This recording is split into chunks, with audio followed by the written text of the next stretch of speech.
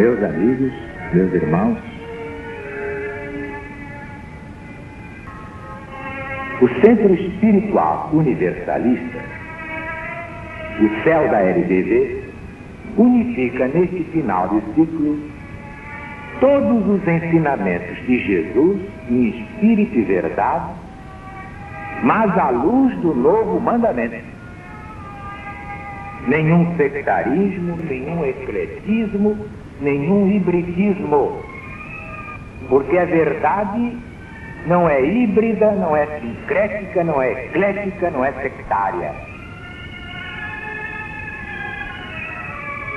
A doutrina do céu é exatamente a doutrina do Cristo de Deus, acima de todas as perversidades geradas pelas religiões humanas, diletas filhas de Satanás ou do Anticristo.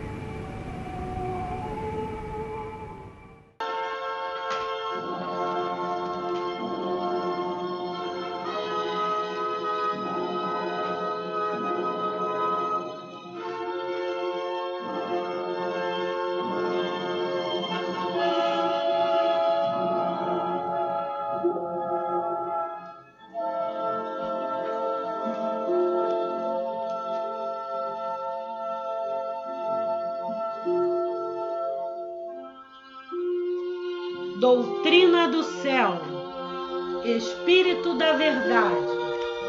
Alziro Zaru responde. A lição de hoje é João, o Batista, 7.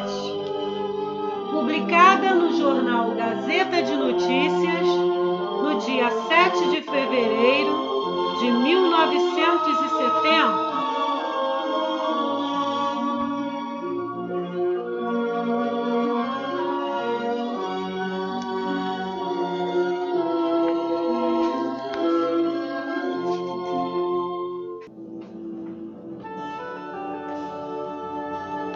Damos graças a Deus pela pregação libertadora do céu, em obediência à ordem do Mestre. Ide e pregai. Só mesmo a boa vontade nos conduz a um novo mandamento pelo caminho da verdade, que liberta o homem da ignorância espiritual e de todas as suas lamentáveis consequências. Como a LBV define o Espírito Santo? Segundo o modo de ver dos tempos hebraicos e dos tempos evangélicos, durante a permanência de Jesus entre vós, Espírito Santo era a expressão familiar aos judeus, significando a manifestação mesma de Deus por um ato qualquer e a inspiração divina, aspas, o sopro do próprio Deus, aspas.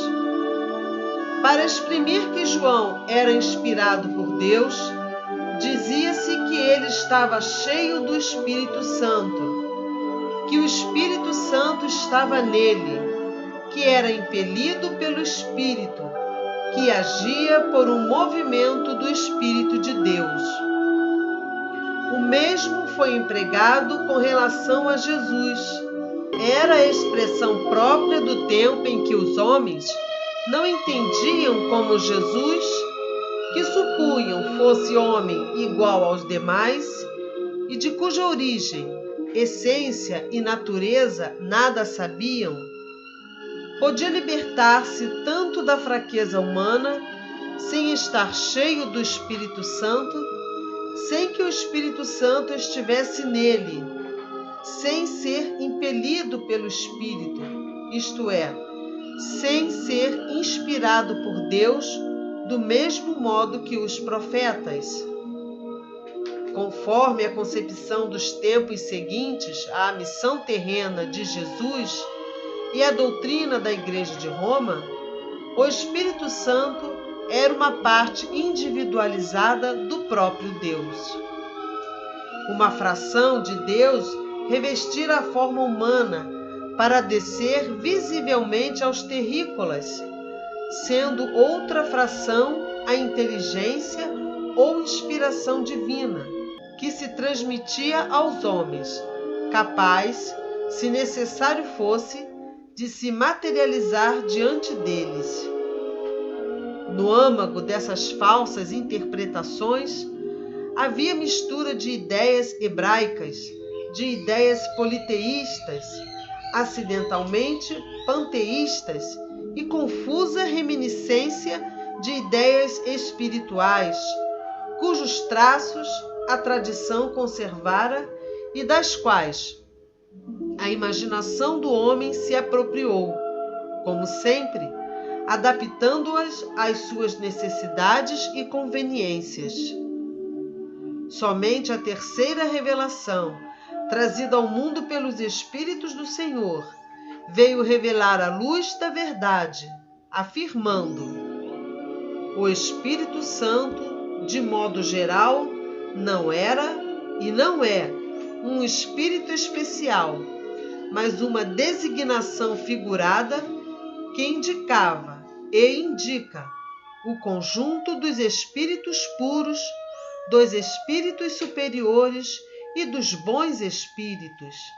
É a falange sagrada, instrumento da ordem hierárquica, da elevação moral e intelectual, ministra de Deus, uno, indivisível, eterno, infinito, que irradia por toda parte sem jamais se fracionar, e cujas vontades e inspirações só os espíritos puros recebem diretamente para as transmitir aos espíritos superiores e, por meio destes, aos bons espíritos, que através da escala espiritual as fazem chegar até vós.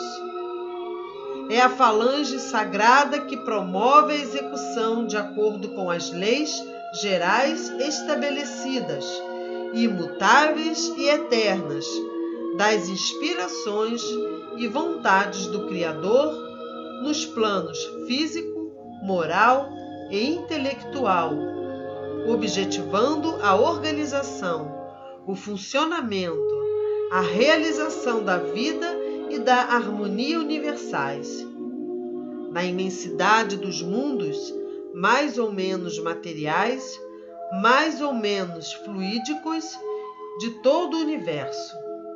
Na infinidade dos espíritos, quer errantes, quer material ou fluidicamente encarnados, quer fluidicamente incorporados e investidos do livre-arbítrio, na multiplicidade de todos os seres em todos os reinos da natureza. É a falange sagrada, verdadeira providência divina, executora, pelas vias hierárquicas de elevação moral e intelectual, na imensidade, nos mundos espirituais e em todos os planetas, inferiores e superiores, da justiça e da misericórdia infinita de Deus, Pai de todos e de tudo o que existe.